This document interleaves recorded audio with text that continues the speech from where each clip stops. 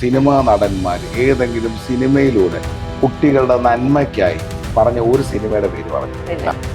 കുളത്തിൽ നിന്ന് വെള്ളം മുക്കി റമ്മടിക്കുന്ന വിസ്കി അടിക്കുന്ന ഷോട്ട് ഉണ്ടായിരുന്നു. അത് കണ്ടിട്ട് പോയി ചെയ്ത് ഉണ്ട്. അതിന് രഞ്ജിത്ത് പറഞ്ഞ നീയൊക്കെ മണ്ടന്മാരാന്ന, ഇതൊക്കെ സിനിമയ്ക്ക് വേണ്ടി മേക്ക് ബിലീഫ് അല്ലേ എന്ന് ചോദിച്ചു. നമുക്കൊരു സൊസൈറ്റിക്ക് കമ്മിറ്റ്മെന്റ് ഉണ്ട്. ഇവിടുത്തെ സൂപ്പർ താരങ്ങൾ ആ ബ്രാൻഡുകൾക്ക് കൊടുക്കുന്ന വില അവന്റെ സ്വന്തം നാട്ടിലെ പഴങ്കഞ്ഞിക്കും പുട്ടും കടലയ്ക്കും കൊടുത്തായിരുന്നെങ്കിൽ ഈ നാട് എന്നേ നന്നായിരുന്നു. കാരണം ഇന്ന് ഒരുപാട് അമ്മമാര് അല്ലെങ്കിൽ ഒരുപാട് ദമ്പതികള് ഒരു കുഞ്ഞുണ്ടാവാതെ ബുദ്ധിമുട്ടുന്നുണ്ട്. നമ്മൾ ഒരുപാട് കാലം അധ്വാനിച്ച പൈസ മൊത്തം ഇതിനു വേണ്ടി സ്പെൻഡ് ചെയ്യാണ്. ആ സമയത്ത് നമ്മളെ ഭക്ഷണം നമ്മളൊന്ന് ശ്രദ്ധിച്ചിരുന്നെങ്കിൽ ഇതിനൊന്നും ആവശ്യം വരില്ലായിരിക്കാം. അജിനോമോട്ടോ ആഡ് ചെയ്യുമ്പോൾ നമ്മളെ ബ്രെയിനിന് മതി എന്ന് പറയേണ്ട അടുത്തൊരു ലോക്ക് ബ്രേക്ക് ആവും. താങ്കൾക്ക് ആ ത്വര ഉണ്ടാക്കുക. ബിരിയാണിയാണ് റിച്ച് ഫുഡ് എന്ന് പഠിപ്പിച്ചത് ആരാണ്? ഒത്തിരി ചോറും പരിപ്പും പപ്പടവും ചേർത്ത് കഴിച്ച് പായസവും കൂടി ചെണീക്കുന്നതാണോ രാജകീയമായ ഫുഡ്? അതോ ഒരു കോഴി മസാല ഇട്ടിട്ട് കുറച്ച് ചോറിനകത്ത് വെച്ച് ദമ്മിട്ട് ബിരിയാണി എന്ന് വിളിച്ച് തരുന്നതാണോ റോയൽ ഫുഡ്? പണ്ട് കാലത്ത് നമ്മൾ അങ്കണവാടിയിൽ കുഞ്ഞുങ്ങൾക്ക് ചെറുപയർ പുഴുങ്ങിയത്, ഉപ്പുമാവ് അതൊക്കെ കൊടുത്തിട്ടുണ്ടായിരുന്നു. പക്ഷെ ഇന്നിപ്പോ ബിരിയാണി വേണമെന്നൊക്കെയാണ് കുഞ്ഞുങ്ങൾ തന്നെ ആവശ്യപ്പെടുന്നത്, അല്ലെ? നമ്മളൊരു വീഡിയോ ഒക്കെ വയറായിരുന്നു, അങ്കണവാടി കുട്ടിക്ക് ബിരിയാണി വേണമെന്നുണ്ട്. അപ്പൊ അവരുടെ മെന്റാലിറ്റി ഉണ്ടല്ലോ, എന്ന് വെച്ചാൽ ഈ ഉപ്പുമാവ്, ചെറുപയർ അതൊക്കെ ഒരു എന്താ പറയാ പാവങ്ങളുടെ ഭക്ഷണമാണെന്നും ബിരിയാണി, ഫ്രൈഡ് റൈസ്, ഷവർമ, അൽഫാം ലക്ഷറിയസ് ഫുഡ് ആണെന്നുള്ളതും അങ്ങനെ ഒരു തെറ്റായ ധാരണയില്ലേ? ഇതാരാ ഉണ്ടാക്കിയത്? അവരല്ലേ കുറ്റം പറയണം. കുട്ടികളിൽ ഇപ്പം ഉപ്പുമാവും ഓംലറ്റും കഴിക്കണമെന്ന് ഏതെങ്കിലും സിനിമാ നടന്മാർ ഏതെങ്കിലും സിനിമയിലൂടെ കുട്ടികളുടെ നന്മയ്ക്കായി പറഞ്ഞ ഒരു സിനിമയുടെ പേര് പറഞ്ഞു? നമ്മൾ ക്യാൻസർ രോഗികളെ പോയി ഞാൻ പൈസ കൊടുക്കുന്നു, പിന്നെ ഞാൻ കുറെ അനാഥ കുട്ടികളെ പഠിപ്പിക്കുന്നു, അങ്ങനെയൊക്കെ കുറെ നടന്മാരും നടിമാരും ഉണ്ടോ ഇല്ല? നിങ്ങള് കൈകൊണ്ട് ഭക്ഷണം കഴിക്കുന്ന സമയത്ത് നിങ്ങൾ ആ സിനിമയുടെ ഡയറക്ടറോട് പറയാം, എനിക്ക് കുട്ടികൾ മുളപ്പിച്ച പയർ കഴിക്കണം. അപ്പൊ ഇന്നത്തെ എൻ്റെ ഷോട്ടിൽ ഒരു മുളപ്പിച്ച പയറും ഒരു പുട്ടും ഒരു പൊടിക്ക് ശർക്കരപ്പൊടിയും ഒരു കട്ടൻ കാപ്പിയും ഒരു പപ്പടവും വെച്ചാൽ നെയ്യ് ഒഴിച്ച് ഞാനിത് കഴിക്കും. അപ്പൊ ഈ ഒരു ഷോട്ട് ഇറങ്ങിയെന്ന് വെച്ചു. ഇപ്പോൾ ഫോർ എക്സാമ്പിൾ ഇവിടുത്തെ ഒരു സൂപ്പർ സ്റ്റാറോ റൈസിങ് സ്റ്റാറോ ഡാർലിംഗ് സ്റ്റാറോ ഏത് സ്റ്റാറോ ആവട്ടെ, അയാൾ ഇത് പ്രൊമോട്ട് ചെയ്താൽ കേരളം ഏറ്റെടുക്കത്തില്ല.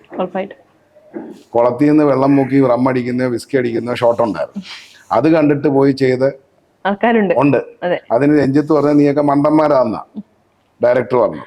ഇതൊക്കെ സിനിമയ്ക്ക് വേണ്ടി മേക്ക് ബിലീഫ് അല്ലേ എന്ന് ചോദിച്ചു. അപ്പൊ അതേപോലെ നമുക്കൊരു സൊസൈറ്റിക്ക് കമ്മിറ്റ്മെന്റ് ഉണ്ട്. ഞാനിപ്പോൾ 2 കോടി രൂപ വരും എൻ്റെ അടുത്ത് ഒരു ഫിസി ഡ്രിങ്ക് കുടിക്കാൻ കാണിക്കുമ്പോൾ കുട്ടികൾ സിനിമ കണ്ട അവിടെ നമ്മളെല്ലാം ഫിലിം ഒരുപാട് ഇൻഫ്ലുവൻസ് ചെയ്ത ആൾക്കാരാണ്. അപ്പം ഞാൻ വീണ്ടും ചോദിച്ച ചോദ്യത്തിന്, ഈ കുട്ടികൾക്ക് ബിരിയാണിയാണ് റിച്ച് ഫുഡ് എന്ന് പഠിപ്പിച്ചത് ആരാണ്? എൻ്റെ ചോദ്യം, വാഴയിലക്കകത്ത് 18 കൂട്ടം കറി, കുത്തരി ചോറും പരിപ്പും പപ്പടവും ചേർത്ത് കഴിച്ച് രസവും പച്ചമോരും ചേർത്ത് തീർത്ത് പായസവും കൂടി ചെണീക്കുന്നതാണോ രാജകീയമായ ഫുഡ്? അതോ ഒരു കോഴി മസാല ഇട്ടിട്ട് കുറച്ച് ചോറിനകത്ത് വെച്ച് ദമ്മിട്ട് ബിരിയാണി എന്ന് വിളിച്ച് തരുന്നതാണോ റോയൽ ഫുഡ്? ചിന്തിച്ചു നോക്കണം, വർക്കൗട്ട് ചെയ്യണം. ബിരിയാണി ലവേഴ്സ് പറയും ഞങ്ങൾക്ക് ബിരിയാണി മതി, ഫെയർ ഇനഫ്. പക്ഷെ അത് രാജകീയമായ ഒരു ഫുഡാണ് എന്ന് പറയും. കാരണം മിക്ക ഫുഡുകളും വേൾഡിൽ ഉണ്ടായിരിക്കുന്നത് എൻ്റെ അറിവിൽ ഗതികേടിന്റെ ഭാഗമായിട്ടാണ്. ഇപ്പം ബർഗർ ഉണ്ടായത്, അല്ലെങ്കിൽ ഹോട്ട് ഡോഗ് ഉണ്ടായത്. ഹോട്ട് ഡോഗിന്റെ സ്റ്റോറി അറിയാം? ജർമ്മനിയിൽ ഒരു ലേഡി ഈ ഹോട്ട് ഡോഗ്, അതായത് കുടലാണ് സാധനം, കുടലിനകത്ത് ഈ പറയുന്ന മീറ്റ് എല്ലാം കൂടെ ഷ്രെഡ് ചെയ്ത് 2 അറ്റം കെട്ടി ഹോട്ട് ഡോഗ് എന്നും പറഞ്ഞു വിറ്റു. അതിന് ഫ്രാങ്ക്സ് എന്നും പറയും, ചിക്കൻ ഫ്രാങ്ക്സ് എന്ന് പറയും. ഈ ഹോട്ട് ഡോഗ് വിൽക്കുന്ന സമയത്ത് ഈ ലേഡി ഒരു ഗ്ലൗസും കൂടെ കൊടുക്കുമായിരുന്നു. അപ്പൊ ഈ ഹോട്ട് ഡോഗിനോട് ഈ ഒരു ഗ്ലൗസും കൂടെ കൊണ്ടുപോകും. അപ്പൊ ഈ ലേഡിക്ക് നഷ്ടമാണ്. അതുകൊണ്ട് ഈ ചൂട് താങ്ങാൻ വേണ്ടിയാണ് ഹോട്ട് ഡോഗ് ബൺ ഉണ്ടാക്കിയത്. ഗതികേടാ, ഒരു കാട്ടിക്കൊണ്ടാണ് വിൽക്കുന്നത്. 140 ഡിഗ്രി കല്ല് പഴുത്ത് കഴിയുമ്പോൾ അതിൽ തിരിച്ചും മറിച്ചു വിട്ട് ചുട്ട് ഒരു ബണ്ണിനകത്ത് വെച്ച് അതിന് രുചി ഉണ്ടാവാൻ വേണ്ടി, രുചിയില്ലല്ലോ, ഈ പറയുന്ന കെച്ചപ്പ് എല്ലാം ഒഴിച്ച് താങ്കളെ തരുന്ന ഗതികെട്ടൊരു ഫുഡായിട്ടാണ് ഞാൻ അതിനെ കണ്ടിട്ടുള്ളത്. അതിനെയാണ് ഇന്ന് ആലങ്കാരികമായി കൊണ്ടു നടക്കുന്നത്. നേരെ മറിച്ച് ഇഞ്ചിയും വെളുത്തുള്ളിയും ചതച്ച് മുറ്റത്തെ കരിവേപ്പിലയും പറിച്ച് തെങ്ങ് നല്ല തേങ്ങ എടുത്ത് ചക്കിലാട്ടിയ വെളിച്ചെണ്ണയ്ക്കകത്ത് ഇതെല്ലാം റോസ്റ്റ് ചെയ്ത് ചെറിയ ഉള്ളി എല്ലാം ഇട്ട് വാട്ടി ഏത് ഇറച്ചിയോ ആവട്ടെ, മീനോ ആവട്ടെ, ചെമ്മീനോ ആവട്ടെ, ഇതെല്ലാം സമുദ്രത്തിന്റെ സൈഡിൽ കിടന്ന് കിട്ടുന്ന നമുക്ക് എവിടെ കഷ്ടപ്പാടും ദാരിദ്ര്യവും അല്ലേ? നമ്മളെ തെങ്ങ് തന്നെ ഒരു ലക്ഷറി അല്ലേ? കരിക്ക്, തെങ്ങിന്റെ കൂമ്പ്, ശരിയല്ലേ? തേങ്ങ, അതിനകത്ത് വരുന്ന മറ്റേ സ്പോഞ്ച് പോലത്തെ സാധനം, പൊങ്ങ്, എല്ലാം ഡിഷസ് അല്ലേ? പക്ഷെ എന്താ, ആഡംബരത്തിന്റെ ഭാഗമായിട്ടല്ല ഇന്നത്തെ ജനറേഷൻ അതിനെ കാണുന്നത്. അതാണ് കാരണം കേരളം അതിനെ ഫോക്കസ് ചെയ്യണം, അതിനെ ഷോക്കേസ് ചെയ്യണം. ഇപ്പൊ നൂഡിൽസ് എന്ന് പറയുന്ന ഒരു ഡിഷിനെ ചൈനക്കാരൻ ഈ 2 സ്റ്റിക്ക് വെച്ച് കഴിച്ചത്, ഫോർ എക്സാമ്പിൾ, അയാൾക്ക് കൈയില്ലാഞ്ഞിട്ടല്ലല്ലോ, അന്നും ഒരു കോമ്പറ്റീഷന്റെ ഭാഗമായിട്ട്. ഇതിനെല്ലാം ഒരു സ്റ്റോറി ബോർഡുണ്ട്. യാത്രക്കാർ വരുന്ന സമയത്ത്, ഒരു ലോറി ഡ്രൈവേഴ്സ് ഒക്കെ വരുന്ന സമയത്ത് ഇൻസ്റ്റന്റ് ആയിട്ട് ഉണ്ടാക്കാനായിട്ട് ആണ് ഈ ബ്രോസ്റ്റഡ് ചിക്കന്റെ റെസിപ്പി കണ്ടെത്തിയത്. ഇൻസ്റ്റന്റ്, പെട്ടെന്ന് കഴിച്ചിട്ട് പൊയ്ക്കോട്ടെ. പക്ഷെ ഇന്ന് ഈ പറയുന്ന അജിനോമോട്ടോയുടെ കാര്യം 2 അഭിപ്രായമാണ്. ഈ അജിനോമോട്ടോ കേടാണോ എന്ന് ചോദിച്ചാൽ, അജിനോമോട്ടോ ആഡ് ചെയ്യുമ്പോൾ നമ്മളെ ബ്രെയിനിന് മതി എന്ന് പറയേണ്ട അടുത്തൊരു ലോക്ക് ബ്രേക്ക് ആവും. അപ്പം താങ്കൾ ഒരു ചിക്കൻ പീസ് കഴിക്കേണ്ട അടുത്ത് 4 എണ്ണം തിന്നും. മനസ്സിലാവുന്നില്ലേ? അപ്പം താങ്കൾക്ക് ആ ത്വര ഉണ്ടാക്കാം, പിന്നെ താങ്കൾക്ക് തികട്ടി വരികയാണ്. അപ്പൊ ഇതിനെ എല്ലാത്തിനെയും നമുക്ക് ചൈതന്യപൂർവമായി, ഇല്ലെങ്കിൽ പവിത്രപരമായി ആക്കണമെങ്കിൽ നമ്മൾ ഓരോരുത്തരും നമ്മളെ പ്ലേറ്റിൽ ശ്രദ്ധിക്കണം. വാഴക്കൂമ്പ് തോരൻ അല്ലേ, വാഴപ്പിണ്ടി തോരൻ, അതിന്റെ പഴം, ശരിയല്ലേ? ഇതെല്ലാം ഭയങ്കര ടേസ്റ്റ് അല്ലേ? ഈ കോവിഡിന്റെ സമയത്ത് ചക്ക ഭയങ്കര വൈറലായിരുന്നു. എന്താ, ചക്ക കൊണ്ട് എല്ലാ സാധനങ്ങളും ചക്ക കൊണ്ട് ഉണ്ടാക്കുന്ന ഒരു സ്റ്റൈൽ ആ സമയത്ത് ഉണ്ടായിരുന്നു. അപ്പൊ എല്ലാവരും അതിനെ കളിയാക്കി. പക്ഷെ ആ സമയത്താണ് നമ്മൾ റിയലൈസ് ചെയ്യുന്നത്, ചക്ക കൊണ്ട് ഇത്രയും സാധനങ്ങൾ ഉണ്ടാക്കാം, ഇത്രയും ടേസ്റ്റി ആയി നമുക്ക് ചക്കയെ അല്ലെങ്കിൽ മാങ്ങയെ യൂസ് ചെയ്യാമെന്ന് ശരിക്കും നമ്മൾ റിയലൈസ് ചെയ്യുന്ന ഒരു പോയിന്റും കൂടി ആയിരുന്നില്ലേ ഈ കോവിഡ് എന്ന് പറയുന്നത്? ചക്ക കോവിഡ് സമയത്തിന് മുമ്പ് ചക്ക സദ്യ ഞാൻ ചെയ്തായിരുന്നു. ഏകദേശം 18 കൂട്ടം കറികൾ ചക്ക കൊണ്ട് മാത്രം ഉണ്ടാക്കി. ചക്കക്കുരു അച്ചാറ്, ചക്കക്കുരു തോരൻ, ചക്കത്തോരൻ, അതേപോലെ ചക്കയുടെ ഒഴിച്ചു കറികൾ, പറഞ്ഞ മനസ്സിലായില്ല? അതേപോലെ തന്നെ ചക്കയുടെ 3 തരം പായസം, അങ്ങനെ 18 കൂട്ടം കറികൾ വെച്ചിട്ട് ചക്ക സദ്യ ഞാൻ നടത്തി. അപ്പം ഒരു ചക്ക ഉണ്ടെങ്കിൽ പോലും നമ്മൾ ഡൈനിലേക്ക് കിങ് ആവും. ഇതിനകത്തെ വിഷയം, നമ്മളുടെ ഒരു ബോഡി അനാട്ടമി എടുക്കുമ്പോൾ, നമ്മളെ ബോഡി അനാട്ടമി എന്ന് പറഞ്ഞാൽ ഒരു ആർക്കിടെക്റ്റ് എങ്ങനെയാണോ വീട് വെച്ച് കണക്കിരിക്കണം. മനസ്സിലായില്ലേ? അപ്പൊ ഈ ആർക്കിടെക്റ്റ് വീട് വെച്ച് കണക്കിരിക്കണമെങ്കിൽ നമ്മൾ കഴിക്കുന്നതിനകത്തുള്ള വേസ്റ്റ് പ്രോപ്പറായിട്ട് പുറത്തു പോകണം. അപ്പോൾ നമ്മളെ ബോഡിക്ക് ഒരു മെമ്മറി സിസ്റ്റം ഉണ്ട്, ഇയാൾക്ക് ഇത് മതി. ഈ മെമ്മറി സിസ്റ്റത്തിനെ ഡാമേജ് ചെയ്യുമ്പം അപ്പൊ ഇത് പുറത്ത് കളയണ്ട, ഇത് കുറച്ചാളെ വയറ്റിലിരിക്കട്ടെ, അല്ലെങ്കിൽ കഷത്തിരിക്കട്ടെ, അല്ലെങ്കിൽ കയ്യിലിരിക്കട്ടെ എന്ന് പറഞ്ഞ് ഇത് അക്യൂമുലേറ്റഡ് ആവും. ഇതാണ് ഒബേസിറ്റി എന്ന് പറയുന്നത്. അപ്പം നമ്മളെ ഫുഡ് സിസ്റ്റത്തിനെ പ്രോപ്പർ ആക്കിക്കൊണ്ട് നമ്മളെ ഭാരതീയ സംസ്കാരത്തിൽ നമ്മളുടെ മണ്ണുമായിട്ട് മണമുള്ള ആഹാരത്തിനെ കണക്ട് ചെയ്ത് കഴിച്ചാൽ, കാച്ചില്, ചേന, ചേമ്പ് കഴിച്ചാൽ നമ്മളുടെ തലമുറകൾ നിലനിൽക്കും. ഇന്നിപ്പം ഞാൻ ഞങ്ങളുടെ MD അടുത്ത് പറഞ്ഞ കണക്ക് ഒരുപാട് കടമെടുത്തു, മക്കളിൽ നിന്നും പേരക്കുട്ടിയിൽ നിന്ന് അവരിൽ നിന്ന് കടമെടുത്തു. ഇന്ന് ഈ പറയുന്ന കേരളത്തിലുള്ള പുഴകളെല്ലാം മലിനീകരിക്കപ്പെട്ടുകൊണ്ടിരിക്കുക. ഈ പുഴ മീൻ എന്നൊക്കെ പറയുന്നത് വിഷാംശങ്ങളായിപ്പോയി. ഇപ്പൊ ഒരു വെള്ളം വന്നാൽ തന്നെയും നിങ്ങൾക്ക് ശ്രദ്ധിച്ച കിണറ്റിലെ വെള്ളത്തിൽ പോലും ഒരു ഓയിലിന്റെ അംശം കാണാം. ഇതെല്ലാം നമ്മളാണ് പൊല്യൂട്ടഡ് ആക്കുന്നത്. ഇതിനൊരു ആന്റി പൊല്യൂഷൻ സിസ്റ്റം ഉണ്ടാവണം. എങ്കിൽ മാത്രമേ ഇനി തലമുറകൾ, ഇപ്പൊ ഈ സമ്പാദിച്ചു വെക്കും. ഇപ്പം ഒരാൾ എൻ്റെ അടുത്ത് പറഞ്ഞ 10 തലമുറയ്ക്കുള്ള സമ്പാദ്യം എൻ്റെ ഉണ്ട് ഷെഫാണ്. 10 തലമുറ ഉണ്ടാവേണ്ടോ?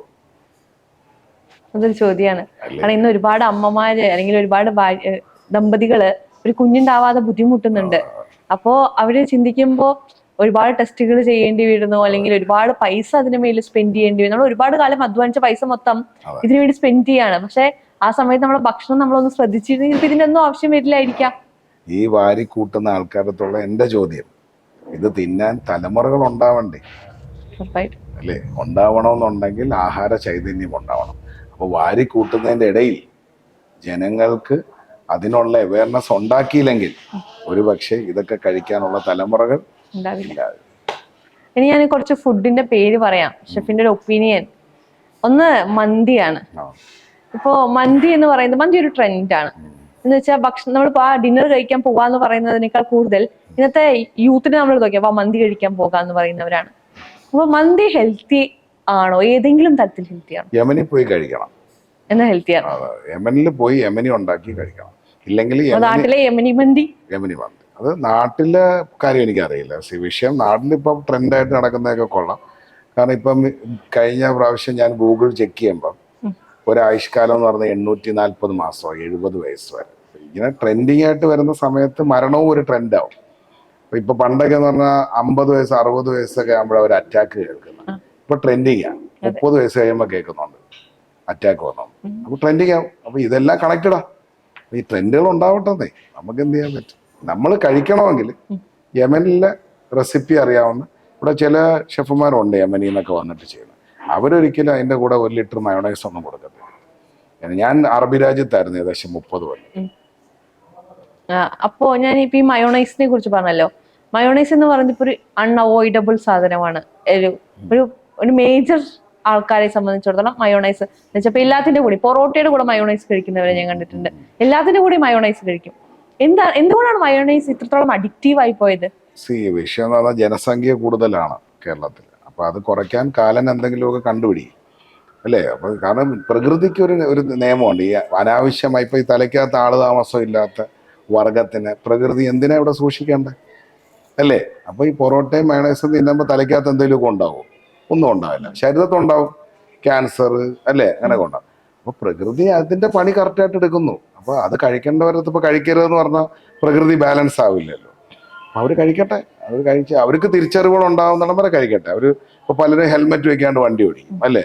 എന്നിട്ട് ആക്സിഡന്റ് ആയി കഴിയുമ്പോഴത്തേക്ക് നമ്മൾ ഷെഫ് ഹെൽമെറ്റ് വെക്കണ്ടായിരുന്നു, വലിയ മണ്ടത്തരം. ഈ ഹെൽമെറ്റ് ആഡംബരമായിട്ട് വെച്ചോണ്ട് ഇത് ഇടത്തില്ല, ഏതാ ലോക്ക്. അപ്പൊ ഞാൻ എൻ്റെ സുഹൃത്തിനോട് പറഞ്ഞാടാ, തലയ്ക്കകത്ത് സ്വർണമാണെങ്കിൽ നീ സൂക്ഷിക്കണം, തലയ്ക്കകത്ത് തീട്ടുമല്ലോ സൂക്ഷിക്കൂ ഇല്ല. അപ്പൊ പിന്നെ ഹെൽമെറ്റ് ഉപയോഗിക്കരുത്. അത് തറയിൽ വേണമെന്നും പറഞ്ഞ പ്രശ്നമില്ലല്ലോ. സ്വർണം നമ്മൾ ലോക്ക് ചെയ്തുകൊണ്ട് നടക്കണം, ശരിയല്ലേ? അത് സൂക്ഷിക്കണം. അപ്പൊ ഈ തലയ്ക്കകത്ത് സ്വർണമുള്ള അല്ലെ തലയ്ക്കകത്ത് മൂളയുള്ള ആൾക്കാർ ഒരു പക്ഷേ സിസ്റ്റർ ഈ പറഞ്ഞ ശില്പ പറഞ്ഞ ആളൊക്കെ ഈ സാധനം ഒന്നും കഴിക്കത്തില്ല. നമ്മൾ കഴിക്കാം. നമ്മളിപ്പോൾ ഒരു ബീട്രൂട്ട് ജ്യൂസ് കുടിക്കുന്നു, അല്ലെങ്കിൽ നമ്മളൊരു അവക്കാഡോ കുടിക്കുന്നു, പപ്പായ, ഇഷ്ടംപോലെ പപ്പായ ഉണ്ട്, ഭയങ്കര ഹെൽത്തി ആയിട്ടുള്ളൊരു ഫ്രൂട്ടാണ്. പേരയ്ക്ക ഭയങ്കര ഹെൽത്തി ആയിട്ടുള്ളൊരു ഫ്രൂട്ടാണ്. ഇന്ന് പേരയ്ക്ക പല മരത്തിൽ നിന്നിട്ട് പറിച്ചു തിന്നാൻ പോലും ആൾക്കാർക്ക് മനസ്സില്ല. So end of the day ഇതൊരു കോമ്പറ്റീറ്റീവ് വേൾഡാണ് അല്ലേ? അപ്പോൾ ഇഷ്ടംപോലെ ഹ്യൂമൻ റിസോഴ്സ് ജനസംഖ്യയുണ്ട്. അപ്പം സിസ്റ്ററിനൊന്ന് ആലോചിച്ച് നോക്കുക, ഒരു 100 പേരുണ്ട്. 100 പേര് ഒരു ഇന്റർവ്യൂവിന് വരിക, എനിക്ക് ജയിക്കാനുള്ള സാധ്യത കുറവായിരിക്കും. അതിൽ പകുതി ആൾക്കാർ ഈ മയോണൈസും മന്തിയും അതും ഇതും എല്ലാം തിന്ന് ചത്തൊടുങ്ങുമെന്ന് വെച്ചു. നമുക്കപ്പോൾ അത്രയും കോമ്പറ്റീഷൻ കുറഞ്ഞില്ലേ? അപ്പോൾ നമുക്ക് അത്രയും ഡിമാൻഡ് ആവും. അപ്പോൾ അവരുടെ അടുത്ത് ഇപ്പോൾ നമ്മൾ പറയാം, മോനെ നീ തിന്നല്ലേ. അപ്പോൾ ഇയാൾ പോയി പണി നോക്കണേ എന്ന് പറയും. നമുക്കെന്ത് പറയാം, നീ സൂക്ഷിച്ചാൽ നിനക്ക് കൊള്ളാം. മയോണൈസിനെ കുറ്റം പറയാൻ പറ്റും? പറ്റത്തില്ല. മയോണൈസ് അപ്പൊ എങ്ങനെയാ ഉണ്ടായിട്ടുണ്ടാവുക? മയോണൈസ് പല രീതികളിൽ ഉണ്ടാക്കും. മയോണൈസ് ഒരു ഇംഗ്ലീഷ് വെതറിന് പറ്റിയ, ഇല്ലെങ്കിൽ ഒരു ഇംഗ്ലീഷ്, അതൊരു കോൾഡ് സോസാണ്. അറിയാവുന്നത് ചോദിച്ചാൽ ഒരു കോൾഡ് സോസാണ്. അപ്പൊ അതിനെ നമ്മൾ ജസ്റ്റ് ഒരു സ്പ്രെഡായിട്ടാണ് എടുക്കുന്നത്. അല്ലാണ്ട് 1.5 കിലോ മയോണൈസ് ഒന്നും ഒരു സായിപ്പും തിന്നുന്നില്ല. ഒരു സ്പ്രെഡാണ്. ചീസ് ഒരു സ്പ്രെഡാണ്. അപ്പൊ ആ സ്പ്രെഡിനെ നമ്മൾ സ്പ്രെഡായിട്ടേ കാണാം. കെച്ചപ്പ് ഒരു സ്പ്രെഡാണ്. അത് നല്ല ബ്രാൻഡ് വാല്യൂ ഉള്ള നല്ല ക്വാളിറ്റിയിൽ ചെയ്യുന്ന കമ്പനികളുണ്ട്. ആ ക്വാളിറ്റി ഓറിയന്റഡ് ഇപ്പൊ തബാസ്കോ എന്ന് പറയുന്നൊരു സോസ് ഉണ്ട്. അത് 4 ഡ്രോപ്പ് ആഡ് ചെയ്തിട്ട് കഴിക്കേണ്ട ഡിഷസ് ഉണ്ട്. കാരണം അവരെ ഫുഡിനൊന്നും എരിയും പുളിയും ഇല്ല. അവിടെ മുളക് പൊടിയും മല്ലിപ്പൊടിയും കുരുമുളക് പൊടിയും ഗരം മസാലയും ഒന്നും ഉപയോഗിച്ചല്ല കുക്ക് ചെയ്യുന്നതാണോ? അതിന് എന്തെങ്കിലും ഒരു രുചി വേണ്ടേ? വേണം. അപ്പൊ അവർക്ക് ഒരു സാറ്റിസ്ഫാക്ഷൻ കിട്ടാൻ വേണ്ടി അവർ ഈ ഡെക്കറേഷനൊക്കെ ഉപയോഗിച്ചില്ലേ അവരെങ്ങനെ തിന്നും? പച്ചയിറച്ചി തിന്നുന്നതൊക്കെ ഇരിക്കത്തില്ലേ? അവർക്ക് ആകെ സോൾട്ട് ആൻഡ് പെപ്പറാ സ്വന്തമായിട്ടുള്ളത്. അങ്ങനെ സംഭവിച്ചു. ഗതികേട് ശരിക്കും പറഞ്ഞാൽ മലയാളികളുടെ ഗതികേട് എന്ന് പറയേണ്ടി വരും. വല്ലവന്റെയും ഗതികേട്. ഇപ്പൊ ഫോർ എക്സാമ്പിൾ ലണ്ടനിൽ പോയി ഭക്ഷണം കഴിക്കായിരുന്നു. അപ്പം എന്റെ ഗ്ലൗസ് ഊരിയപ്പോ ഇങ്ങനെ സൂചി വെച്ച് കുത്തുന്ന കണക്കാണ് തണുപ്പ്. അപ്പോൾ ഗ്ലൗസ് ഊരി കൈ കഴുകാൻ പറ്റരുത്, തണുത്ത വെള്ളം. ഇപ്പോഴൊക്കെ പിന്നെയും എല്ലായിടത്തും ഹോട്ട് വാട്ടർ ഒക്കെ ആയി, വൺസ് അപ്പോൺ എ ടൈം. അപ്പൊ ഈ തണുത്ത വെള്ളത്തിൽ കൈ കഴുകാൻ പറ്റത്തില്ല. അപ്പൊ ഈ തണുത്ത വെള്ളം അവോയ്ഡ് ചെയ്യാനായിട്ട് അവർ ഫോർക്കും നൈഫും തന്ന് തിന്ന് ഒരു ഫിംഗർ ബൗൾ തരും, ചൂടുവെള്ളം കൈയൊക്കെ ഒന്ന് കഴുകും. ഗതികേടാ. ആസനം പോലും കഴുകാനില്ല. ഗതികേടാ. അതിനെ ഞാനിവിടെ ആഡംബരമായിട്ട് കൊണ്ടു നടന്ന അത് എൻ്റെ കയ്യിലെ കുഴപ്പമില്ലേ? അല്ലേ? ഈ സൂട്ടൊക്കെ ഇട്ട് കിടക്കുന്ന കോടീശ്വരന്മാരെ കാണുന്നത്. അവന്റെ ഗതികേടാ. ക്രൂരമായ തണുപ്പ്. അവിടെ അവന് സോക്സും ഷൂസും ഇതും എല്ലാം ഇട്ടേ നടക്കും. നമുക്കിവിടെ സേഫ്റ്റി മാറ്റേഴ്സിന് ഉപയോഗിക്കാം. പക്ഷെ ഞാൻ അതിട്ടാലാണ് കോടീശ്വരനാവുക എന്ന് വിചാരിച്ചാൽ അത് ഗതികേട്, ഒരാളുടെ ഗതികേട് ചുമന്നുകൊണ്ട് കിടക്കുകയല്ലേ. നമ്മളൊരു മുണ്ടൊക്കെ കൊടുത്ത് കാറ്റൊക്കെ കയറുന്ന രീതിയിൽ ഷർട്ടും ഒക്കെ ഇട്ട് സിമ്പിളായിട്ട് അല്ലെ ഇവിടുത്തെ ഒരു വെതർ അനുസരിച്ച് നടന്നാൽ സന്തോഷമല്ലേ. ഈ ഗതികേടിനെയാണ് നമ്മൾ ആലങ്കാരികമായി കൊണ്ട് നടക്കുന്നത്. ചിന്തിച്ചു നോക്കി. ഇറച്ചി പുഴുങ്ങിയിട്ട് റൈസും പുഴുങ്ങി ആ സ്റ്റോക്ക് വാട്ടറിനകത്തിട്ട് മുളകും മല്ലി ഒന്നും ഇല്ലാത്ത അറബിയിലെ ഗതികേടിനെയാണ് നമ്മളിവിടെ പാടാ മന്തി തിന്നാൻ പോവാം അല്ലേ. നമ്മളൊരു ബിസിനസ് മീറ്റപ്പിന് പോകണം അല്ലേ. നമുക്കൊരു ഒരു പ്രൊഫഷണൽ ആവശ്യമുണ്ട്. ആ പ്രൊഫഷന് വേണ്ടി നമുക്ക് കോസ്റ്റ്യൂം ഇടാം. പക്ഷെ ഞാനൊരു കോടീശ്വരനാണെന്ന് കാണിക്കാൻ ഞാൻ ജാക്കറ്റ് ഇട്ട് സൂട്ട് ഇട്ട് നടക്കേണ്ട ആവശ്യമുണ്ടോ? ഇല്ല. നമ്മളെ നാടിന്റെ രീതിക്കനുസരിച്ചുള്ള വേഷവിധാനങ്ങളും ആഹാര ചൈതന്യങ്ങളും വസ്ത്രങ്ങളും ഒക്കെ ധരിച്ചാൽ നന്നായിരിക്കും. ഇനി നമുക്ക് പെപ്സിയെ കുറിച്ച് സംസാരിക്കാം. ഇപ്പോ ഞാൻ നേരത്തെ പറഞ്ഞ പോലെ ബ്രോസ്റ്റഡ് കഴിച്ചു കഴിഞ്ഞാൽ, മന്തി കഴിച്ചു കഴിഞ്ഞാൽ പെട്ടെന്ന് ഡൈജസ്റ്റ് ആവണമെങ്കിൽ പെപ്സി കുടിക്കണം. പെപ്സി പൊട്ടയാണ്, അത് ഒരുവിധം എല്ലാവർക്കും അറിയാം. പക്ഷെ പെപ്സി എല്ലാവർക്കും ഇഷ്ടമാണ്, കുടിക്കാനും ചെയ്യും. പെപ്സിക്ക് ഒരു ഓൾട്ടർനേറ്റീവ് ഉണ്ടോ? ഇന്ത്യൻ ഓൾട്ടർനേറ്റീവ് ഉണ്ടോ? നമ്മള് ഈ പെപ്സി എന്ന് പറയുന്നത് ഒരു ഫാർമസി ഡ്രിങ്ക് ആയിരുന്നു, അറിയാം? ഇല്ല. ബ്രാഡ്സ് ഡ്രിങ്ക് എന്നായിരുന്നു ഈ പെപ്സി അറിയപ്പെട്ടത്. പെപ്സിൻ എന്ന് പറയുന്ന എൻസൈം, ഒരു ഡൈജസ്റ്റീവ്, അതിന് ബേസ് ചെയ്തിട്ടുണ്ടായ ഒരു ബ്രാഡ്സ് ഡ്രിങ്ക് ആയിരുന്നു ഈ പറയുന്ന Pepsi once upon a time. അതിനെ പരിണാമപ്പെടുത്തി ഇവോൾവ് ചെയ്ത് ഒരു ഹൈഡ്രേറ്റഡ് ഇല്ലെങ്കിൽ ഒരു കാർബണേറ്റഡ് ഡ്രിങ്ക് ആയി മാറി. അതും ഷുഗർ എന്നൊക്കെ പറയും. കേരളത്തിലെ കാര്യമാണ് ഞാൻ പറയും. ഇപ്പൊ താങ്കൾ പോയി അന്യരാജ്യം, ഇപ്പൊ ദുബായിൽ പോയിട്ടാണെങ്കിലും താങ്കൾ ഈ ഒരു ഡ്രിങ്ക് വാങ്ങിച്ചു കുടിച്ചാൽ ഇതിന്റെ ടേസ്റ്റ് എൻറ്റയർലി ഡിഫറെന്റ് ആണ്. മനസ്സിലായില്ലേ? ഇപ്പൊ ഡൈജഷൻ സംഭവിക്കാൻ നാരങ്ങ വെള്ളം കുടിച്ചാൽ മതി, ഒരു മോരും വെള്ളം കുടിച്ചാൽ മതി ഡൈജഷൻ സ്റ്റാർട്ട് ചെയ്യാം. കാരണം നമ്മളെ ബോഡി ഒരു pH വാല്യൂ ആണ്. നമ്മളുടെ ടേസ്റ്റ്, ഞാൻ നേരത്തെ പറഞ്ഞ കണക്ക് നമ്മളുടെ ബോഡിയെ ചീറ്റ് ചെയ്ത്, കാരണം താങ്കൾ ഇപ്പൊ പലയിടത്തും ചോദിച്ചു വേണം, ചില ഹോട്ടലിൽ നിന്നൊക്കെ ഫുഡ് കഴിച്ചു കഴിഞ്ഞാൽ ഒരു വാട്ടർ ടാങ്കിലെ വെള്ളം മൊത്തം കുടിച്ചാലും ദാഹം മാറില്ല. അത്രയും ഡീഹൈഡ്രേഷൻ. ശരിയാണ് അല്ലേ? എങ്ങനെ സംഭവിക്കുന്നു? നിങ്ങൾ ചിന്തിക്കും. അപ്പൊ ഇതെല്ലാം നമുക്കൊരു മൈൻഡ്, അതായത് ഇത്രയും പരസ്യങ്ങൾ, ഇവിടുത്തെ സൂപ്പർ താരങ്ങൾ, ആ ബ്രാൻഡുകൾക്ക് കൊടുക്കുന്ന വില അവന്റെ സ്വന്തം നാട്ടിലെ പഴങ്കഞ്ഞിക്കും പുട്ടും കടലയ്ക്കും കൊടുത്തായിരുന്നെങ്കിൽ ഈ നാട് എന്നേ നന്നായത്. ഞാൻ പലയിടത്തും ചോദിച്ചിട്ടുണ്ട്. ഇപ്പം പലരും സൂപ്പർ സ്റ്റാറിലെ സ്റ്റാർഡത്തിലേക്ക് വരുന്നതിന് മുമ്പ് ഗതികേടിന്റെയും ബൈക്കിൽ പെട്രോൾ അടിക്കാൻ കാശില്ലെന്നൊക്കെ പറഞ്ഞ അടക്ക സാധനം. ഇന്നിപ്പോ ഒരു ഫാൻ ചെന്നിട്ട് ഒരു ഫോട്ടോ എടുക്കട്ടെ എന്ന് ചോദിച്ചു കഴിഞ്ഞാൽ അയാൾക്ക് പ്ലീസ് പറയും, പറ്റത്തില്ല. ഹലോ, നിങ്ങളെ ഇവരാക്കുന്നത് എല്ലാം ഈ സാധാരണക്കാരല്ലേ. അപ്പൊ എന്തുകൊണ്ട് അവരെ മറന്നു? അപ്പൊ അവർക്ക് പോയിട്ട് ഇപ്പൊ കോളേജുകളിലും സ്കൂളുകളിലും ഈ പറയുന്ന സൂപ്പർ താരങ്ങൾ ഒരു 45 മിനിറ്റ് സെഷൻ എടുത്താൽ എന്തെങ്കിലും കുറഞ്ഞു പോകും? എത്ര പേരെ നമുക്ക് ഇൻസ്പയർ ചെയ്യാനും ഇൻഫ്ലുവൻസ് ചെയ്യാനും പറ്റും? ശരിയല്ലേ? അപ്പൊ അത് നടക്കട്ടെ, അങ്ങനെയൊക്കെ മാറ്റങ്ങൾ ഉണ്ടാവട്ടെ. ഇപ്പൊ നമ്മള് ഭക്ഷണത്തെ കുറിച്ച് പറയുമ്പോൾ ചേട്ടൻ ഏറ്റവും കൂടുതൽ കാന്താരി ഉപയോഗിക്കുന്ന ഒരാളാണെന്ന് പറഞ്ഞു. ഇപ്പൊ കാന്താരി, കുരുമുളക്, തേങ്ങ, ഇതൊക്കെ നമ്മുടെ നാട്ടില് ഭയങ്കര സുലഭം, എല്ലാ വീട്ടിലും ഉണ്ടായി. ഇപ്പൊ കരിവേപ്പിന്റെ ഇല, അതൊക്കെ എല്ലാ വീടുകളിലും ഒരു കാലത്ത് ഉണ്ടായിരുന്നു. പക്ഷെ ഇന്ന് ഇതൊക്കെയും പുറത്തുനിന്ന് വാങ്ങേണ്ട ഒരു ഗതികേടുണ്ട് മലയാളികൾക്ക്. ഇപ്പൊ നമ്മളിവിടെ, ഞാൻ എന്റെ നാട് പാലക്കാട്, ഞാൻ ട്രിവാൻഡ്രത്ത് താമസിക്കുമ്പോ ഇപ്പൊ തേങ്ങ ചിരവിയിട്ടൊക്കെ കിട്ടും നമുക്ക് പുറത്തുനിന്ന്. അപ്പോ ആ ഒരു രീതിയിലേക്ക് കാലം മാറിയിട്ടുണ്ട്. ഈ കാലം മാറിയത് നമ്മുടെ ആരോഗ്യത്തെ എങ്ങനെയാ ബാധിക്കുക? അല്ല, ഞാനതല്ലേ പറഞ്ഞു. ഇപ്പം എൻ്റെ കുട്ടിക്കാലത്ത് ഞാൻ കൊല്ലത്താ പഠിച്ച വന്ന്, എൻ്റെ ചൈൽഡ്ഹുഡ് ടൈം. അപ്പോൾ അവിടെ ഒരു ഡോക്ടറേ ഉള്ളൂ. ഈ ഡോക്ടറാണ് പനി വന്നാലും എന്ത് വന്നാലും ഒരു ഡോക്ടർ, അമ്മയെ അച്ഛനെയൊക്കെ ചെയ്ത്. ഇന്നിപ്പം പല മൾട്ടിപ്പിൾ സ്പെഷ്യാലിറ്റി ഹോസ്പിറ്റലുകൾ വന്നു. എനിക്ക് തോന്നുന്നു കേരളത്തിലാണ് ഏറ്റവും വലിയ 5 സ്റ്റാർ ഹോട്ടൽസും ഏറ്റവും വലിയ 5 സ്റ്റാർ ഹോസ്പിറ്റൽസും ഉള്ളത്. അവരുടെ കാശൊക്കെ മുതലാവണ്ടേ, അവർക്കും ജീവിക്കണ്ടേ. അപ്പം നമ്മൾ രോഗികളായാലല്ലേ പറ്റും. ഇപ്പൊ ഇൻഷുറൻസ് പണ്ട് വിൽക്കാൻ പാടാം, ഇന്ന് എളുപ്പമാണ്. കാരണം നമുക്ക് ഉറപ്പാണ് നമ്മൾ എൻഡ് ഓഫ് ദ ഡേ ചെല്ലുമെന്ന്. നമ്മളുടെ മണ്ണാണ് നമ്മുടെ ലൈഫിനെ ഡിഫൈൻ ചെയ്യുന്നത്. നമ്മളെ മണ്ണിൽ നിന്ന് പറിച്ചു കഴിക്കുന്ന ചെടികൾ ഇല്ലെങ്കിൽ ഫലങ്ങൾ ഇല്ലെങ്കിൽ പച്ചക്കറികൾ നഷ്ടപ്പെടുന്ന അനുസരിച്ച് നമ്മളെ ജീവിതത്തിന്റെ ആയുസ് കുറഞ്ഞുകൊണ്ടിരിക്കും. ഇപ്പൊ ഈ ഫ്രോസൺ ഫുഡ്സ് ട്രെൻഡാണ്. അതിനൊപ്പം തന്നെ ഇപ്പൊ ലേറ്റസ്റ്റ് ആയിട്ട് ഞാനൊരു പരസ്യം കണ്ടു. അതെന്താണെന്ന് വെച്ചാൽ ഇപ്പൊ നമുക്ക് ചില്ലി ചിക്കൻ കഴിക്കണം എന്നിരിക്കുക. ഈ chilli chicken is like packed ആണ്. അത് നമ്മളൊന്ന് വെറുതെ വെള്ളത്തിലിടുക, അല്ലെങ്കിൽ അതൊന്ന് ചൂടാക്കുക, സർവ് ചെയ്യുക. അത് എത്ര മാസം വേണമെങ്കിലും ഇരിക്കും എന്നാണ് പറയുന്നത്. പക്ഷെ അത് എത്രത്തോളം എങ്ങനെയാ അത് പോസിബിൾ ആവുന്നത് ഞാൻ ചിന്തിച്ചു. ഞാൻ ഇപ്പൊ ഇങ്ങനെയുള്ള ഒരുപാട് കാര്യങ്ങൾ നമ്മുടെ എമർജൻസി സിറ്റുവേഷനിൽ അല്ലെ, നമുക്കൊരു എല്ലാവർക്കും ഒരു സിറ്റുവേഷൻ ഉണ്ടാവും. ഉറപ്പായിട്ടും ഇപ്പൊ നമുക്ക് ഓക്സിജൻ എന്ന് പറയുന്നത് നമുക്കൊരു എമർജൻസി സിറ്റുവേഷനിൽ ആവശ്യമാണ്. നമ്മൾ സിലിണ്ടർ മുഖത്ത് തൂക്കിക്കൊണ്ട് നടക്കും? ഇല്ല. ഇല്ല. അപ്പം വിഷയം എന്ന് പറയുന്നത് നമ്മളുടെ ജീവിതത്തിന്റെ ഏറ്റവും അമൂല്യമായ സമ്പാദിക്കേണ്ടതായിട്ടുള്ള അമൂല്യമായ പ്രോഡക്റ്റ് ഏതാണെന്ന് അറിയാം? ആരോഗ്യം, സമയം.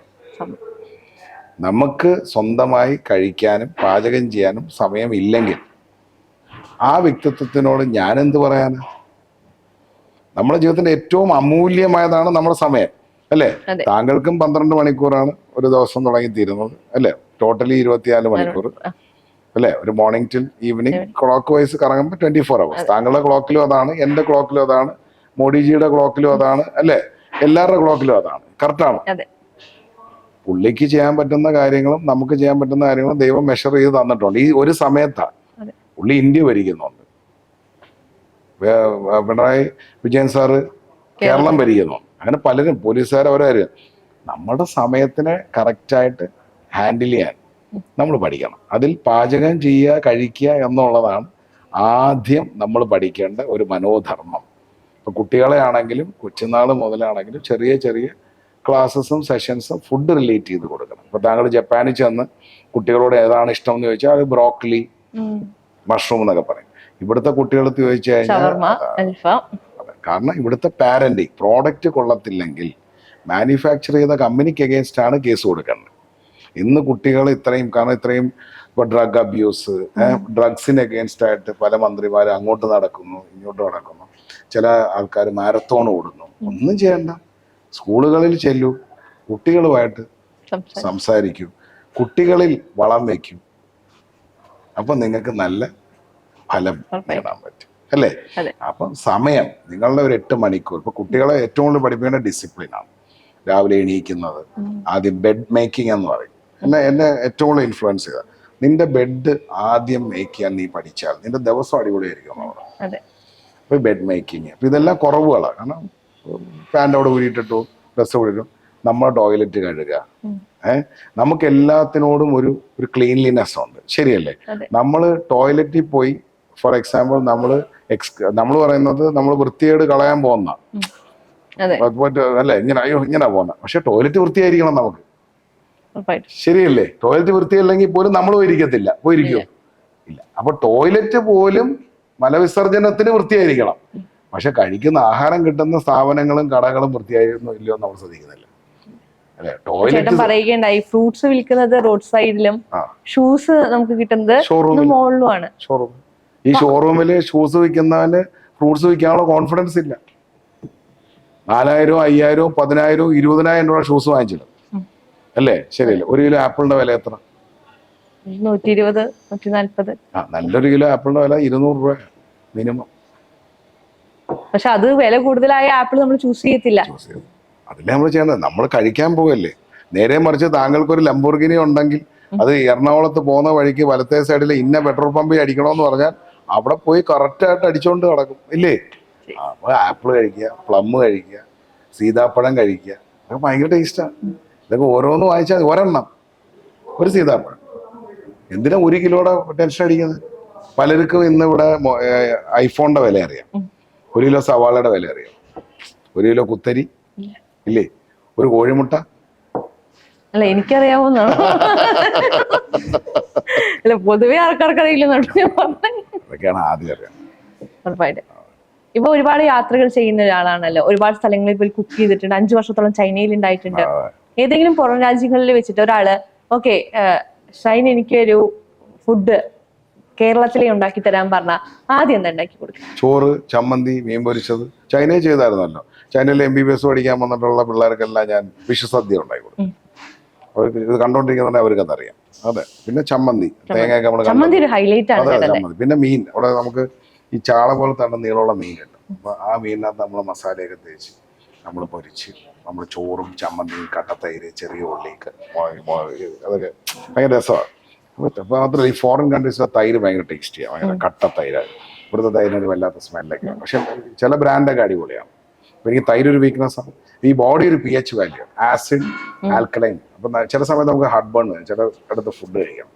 അതിനപ്പോൾ നമുക്ക് മനസ്സിലാവും എൻ്റെ അസിഡിറ്റി കൂടിയാണ്. ഈ അസിഡിറ്റി കൂടുമ്പോഴാണ് ഈ വിയർപ്പ് നാറ്റം. ഇപ്പൊ ചില സിറ്റുവേഷനിലൊക്കെ എന്ന് പറഞ്ഞാൽ നമ്മളൊരു ഫ്രണ്ട് വന്ന് കാറി കയറും, എന്നിട്ട് കഷം പൊക്കിയെങ്കിരിക്കും. AC-ക്കകത്ത് അടിക്കുന്ന സ്മെല്ലെന്ന് വല്ലതും പറയാൻ പറ്റും. കാരണം അവന്റെ ബോഡിയുടെ pH വാല്യൂ തെറ്റി കിടക്കുക. ഇത് അവനറിയത്തില്ല, നമ്മൾ സഹിക്കണം. ഞാൻ പറയണ്ട, നിന്റെ ബോഡിയുടെ pH വാല്യൂ തെറ്റിയിട്ടുണ്ട്, ഈ ഒരു ഗ്ലാസ് പാല് കുടിച്ചാൽ മതി. അപ്പൊ അസിഡിറ്റി കുറയ്ക്കാൻ പറ്റും. ഇല്ലേ അതിനെ ബേസ് ചെയ്തിട്ട് അസിഡിറ്റി കുറയ്ക്കേണ്ട ഫുഡ് കഴിക്കണം. അപ്പം ഇവിടുത്തെ പല റിലേഷൻഷിപ്പ്, ഈ പ്രോഗ്രാം കാണുന്ന പറയാം, പല റിലേഷൻഷിപ്പിൽ ആണുങ്ങൾക്കും പെണ്ണുങ്ങൾക്കും സഹിക്കാൻ പറ്റാത്ത ഏറ്റവും വലിയൊരു പ്രതിസന്ധി ഈ ബോഡി ഓർഡറാണ്. മനസ്സിലായില്ലേ? കാരണം നമ്മളെ നാറുന്നുണ്ടെന്ന് അവന് നാറുന്നുണ്ടെന്ന് നമുക്കും അറിയാം. വിഷയം ഉണ്ടാവുന്നത് ഫുഡാണ്. അപ്പൊ അതിന് കഷത്ത് ഡിയോഡറന്റ് തേച്ചിട്ടോ ഒന്നും കാര്യമില്ല. നമ്മൾ ഫുഡ് കറക്റ്റ് ചെയ്താൽ മതി. തീർച്ചയായിട്ടും റൂട്ടിൽ നിന്ന് ക്ലിയർ ചെയ്യണം എന്നുള്ളത് തന്നെയാണ്. ഒരു സിമ്പിൾ എക്സാമ്പിൾ പറയാം.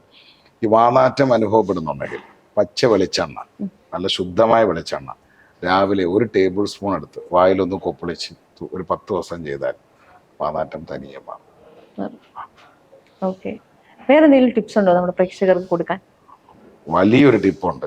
വേറെ ഒന്നും ചെയ്തില്ലെങ്കിലും സമ്പന്നപൂർണമായ ആരോഗ്യ സമ്പന്നമായ ആഹാരം കഴിച്ച് ജീവിക്കുക. അത് ചോറും ചമ്മന്തിയാണേലും നിങ്ങൾ ആ ഡയറ്റ്, ഈ ഡയറ്റ്, ഇന്റർമീഡിയറ്റ് ഡയറ്റ്, മാങ്ങാത്തൊലി ഡയറ്റ് എന്നും പറഞ്ഞ് നടക്കാതെ രാവിലെ നിങ്ങൾക്ക് ഇത്ര കഴിക്കണം, ഒരു 150 ഗ്രാം ഫുഡ് കഴിക്കുക.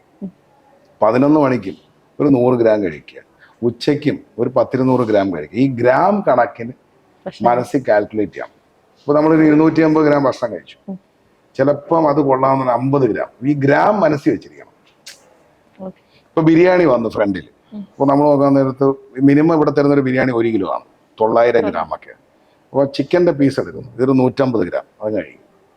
ഒരു കോഴിമുട്ട കഴിച്ചു 50 ഗ്രാം, 200 പോയി. ഒരു 100 ഗ്രാം റൈസും കൂടെ കഴിച്ചപ്പോൾ 350 ഗ്രാമേ കഴിച്ചു.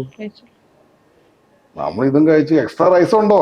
ആരെ തോപ്പിക്കാൻ? അൺലിമിറ്റഡ് റൈസ് കിട്ടുന്ന കാലമാണ്. അതെ, വിരയിളക്കിയാൽ മതി മാറും. പൊതുവെ മലയാളികൾ വിരയിളക്കുന്നതും വയറിളക്കുന്നതും നിർത്തി, അതാ പ്രശ്നം. 6 മാസം കൂടുമ്പോൾ വിരയും, മാസാമാസം പറ്റുമെങ്കിൽ വയറും ഒന്ന് വൃത്തിയാക്കിയാൽ ഈ പ്രതിസന്ധികൾ മാറും. ഒരുപാട് ബോഡി ഓർഡർ മാറും, ഹെൽത്തിന്റെ ഇഷ്യൂസ് മാറും, സ്കിൻ ടെക്സ്ചർ മാറും. ഈ ഡോക്ടേഴ്സിന്റെ അടുത്ത് ചോദിച്ചാലും മതി, അവരും പറഞ്ഞു തരും. കാണുന്ന പ്രേക്ഷകർ എന്തായാലും സീ ഫുഡ് വെറൈറ്റീസ് ഒക്കെ ട്രൈ ചെയ്ത്, അതും ഒതന്റിക് ആയി, അതിന്റെ തന്മയത്വം ഒന്നും കളയാതെ, പവിത്രത കളയാതെ കഴിക്കണമെങ്കിൽ ഇങ്ങോട്ടേക്ക് എത്താം. ഒരുപാട് സന്തോഷം ചേട്ടാ കണ്ടതിൽ. Thank you.